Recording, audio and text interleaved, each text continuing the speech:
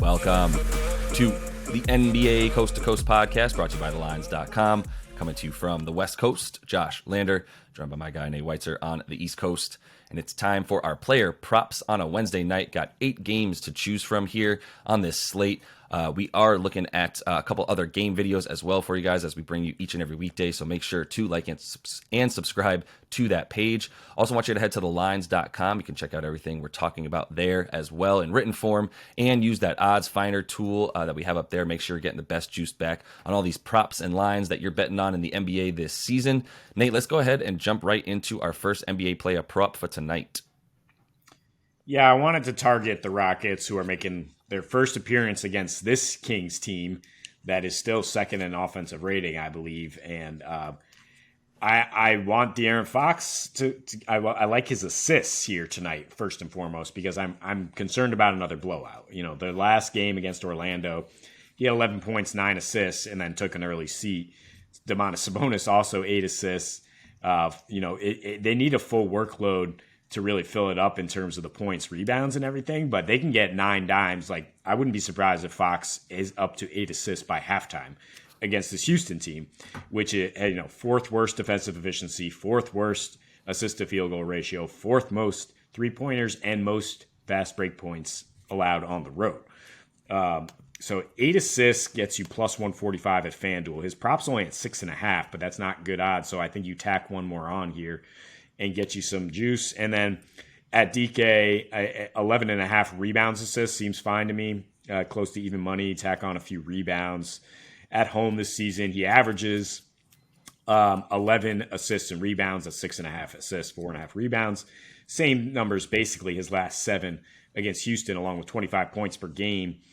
Those games were a little closer last season, but they haven't had the weaponry that they have now. I think Herter with Monk, with those guys on the wing for Fox to kick it out to, this could be over quick. Or maybe it hangs around, but either way, you're happy you have the assists. And 3 straight games he has not gotten to this point in terms of his peripherals. He did have 9 dimes in both of his last home games, but against kind of more freewheeling Western Conference teams, Denver and Utah, 15 rebounds assists, 13 rebounds assists. So I think the peripherals are safe for Fox as he takes a little bit of a less of a usage rate as the main scorer and becomes more of a true point guard for this high-powered team. Yeah, and if this total's 238, Houston has to come along a little bit to make that happen at like a 9.5 point spread there as well. So I think Fox is going to be in there at least in a part of the fourth quarter, unless this gets way out of hand. But I think as long as there's some offense going on and some pace in this game, which you expect in Sacramento, then continuing to get those peripherals, like you said, maybe worry about the points a little bit. They're also pretty high for him tonight, so I think you're much safer going with these assists and rebounds specifically, what I really like. So I'm going to move on to a game we talked about in that game video, the Bucks and Hawks. We've got John Collins in a situation that we both really liked him, without Clint Capella in this one. 22.5 points and rebounds. That's minus 115 at DraftKings. You look at, he's been coming along for sure. And in his last 4, 19 a game and 10.5 boards, playing 37 minutes a game, which is what you really love to see, him staying on the floor. Shooting 52% from the field and really only a 20% usage rate, but super efficient with that usage rate with how he's shooting and scoring. And without Capella, this is why I think we both just sort of looked, okay, well, Capella's out. And John Collins has been getting minutes and putting up numbers. So what does he do without Capella? Since last season, or really a couple seasons ago, he's got a 22% usage rate without Capella versus that 20% when he is in. The boards go up from 7.5 to about 9, and it goes up from about 16 points a game to about 17. You look at even just this season, it's been even a little bit more stark. He's up to about 9.5 boards a game in those games that Capella's not in there, definitely taking over as that primary rebounder on the starting unit. And at home, he's just a lot better for some reason. Plus 69, nice at home versus the plus 6 on the road that he is this season. season. Plays much better defense as well, down to an 110 individual defensive rating at home versus 114 on the road. So in Milwaukee, he's also been really, really good. So that's why I think you keep him on the floor, right? Like 104 defensive rating, 98 defensive rating. Those were his two individual numbers versus Milwaukee in their last two matchups. So you really need him on the floor. One of the only guys that might have the size and strength and versatility to at least like stay in front of Giannis as much as anybody can on this team. And so I think you're going to have to expect him to be out there and not worry too much without Capella in there, that he, feel good that he can get over the 23 points and rebounds combined.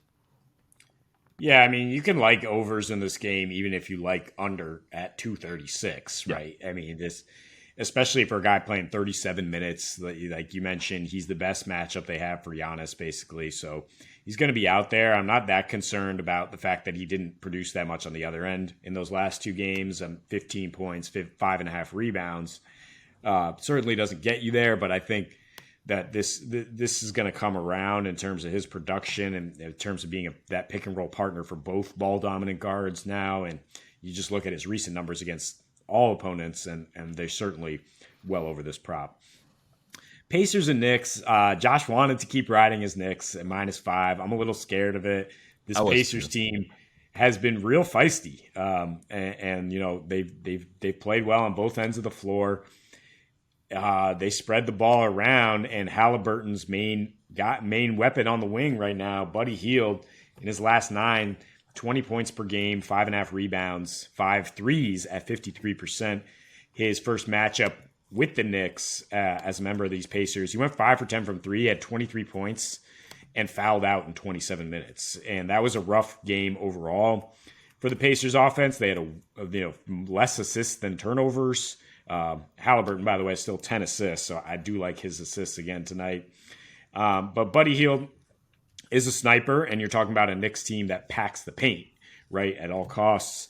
And that gives up something, right? That's why they've allowed the 10th highest 3-point percentage in their last 3. That's why they're allowing the 7th most points to shooting guards in the last week. And why Hield has had some success against Tibbs teams here.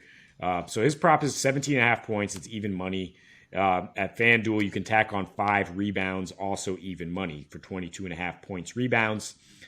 You don't get good odds on him hitting 4 threes, so I don't really want to bet that. I think you assume that at least, some of his 18 points here would come from beyond the arc. So I think you just bet the points and expect him, he can still put the ball on the floor, even if the Knicks are like, we're going to chase you off the line.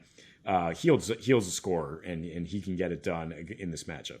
Yeah. But Buddy Hield loves some Buddy Hield. I mean, he's just a fun, flamboyant dude, and so when he gets to the Garden, I think it's game time, baby. I think he's one of those guys that likes the bright lights out there. So I love Buddy, and I feel good about him in this matchup as well. Like you said, I've been eyeing how the Knicks have not been guarding the 3-point line, which was their demise, as we talked about in that Bucks video a little bit. That was their demise against the Bucks, giving up all those threes, especially in the second half there. So if they're going to continue to allow teams to shoot a better than 40% from 3, they're in trouble against this Pacers team, who will be chucking for sure. So I'm going to finish things off here. I wanted to talk. Look, we're going back to Bucks and Hawks because it's one of the games that I feel most comfortable betting on because I know who the hell is playing, which is something that we deal with every day in the NBA, right? Because neither of these teams are on a back-to-back or anything weird like that. So it's pretty easy to get these props early on and get a hold of them. So Trae Young, there was something there. I wanted to look at him. It's 26.5 points for him, so it's like a little bit too high. He does do much better without Clint Capella, but I think a bit more of a safe bet here is Brook Lopez on the Bucks, and hinted towards that in the game video that we talking about his rebounds, because this is a situation. It just seems like everything's pointing towards that 6.5 for him to get 7 rebounds is -118 on FanDuel. I still think that number is a little bit low for him because of the fact that he's been averaging about 10.5 over his last 5. And the only game he went under 7 rebounds in his last 5 was the 19 minutes that he played when they got blown out by Charlotte, in probably the surprise game of the season that the Bucks got blown out by the Hornets at home. Still had 4 rebounds in those 19 minutes. And with no Capella, the Hawks, they're obviously a much worse rebounding team. They get 3 fewer rebounds a game and give up 6 more to their opponents. They do allow the fifth most rebounds already on the season to their opponents, and are in the bottom 5 in terms of allowing second chance points. Atlanta, they also allow the 8th most points and the 6th most rebounds to opposing centers. I know Brolo's had a few games already this season where he hasn't even gotten 5 rebounds against this team, but I think there's a much different situation. No Clint Capella, and the fact that he's been coming on, realizing how much he's had to be a much better rebounder for this team, which has the 3rd best rebound percentage since December started, because of the turnaround that Brolo's made in terms of crashing the boards. It's concerning. I mean, he just fluctuates really wildly between, like, he has 19 rebounds in that slugfest with Toronto and then 3 in plenty of other games, including recent matchups with the Hawks. It's just, you don't know if the game plan is for Brolo to just box out and let Giannis go get the rebound. Just box out, because apparently that's what he does, and that's why he gets these ridiculously low counts. I do like maybe for him to hit 2 threes. He has hit quite a few against the Hawks recently, and did get hot 3 for 9 against the Knicks from deep.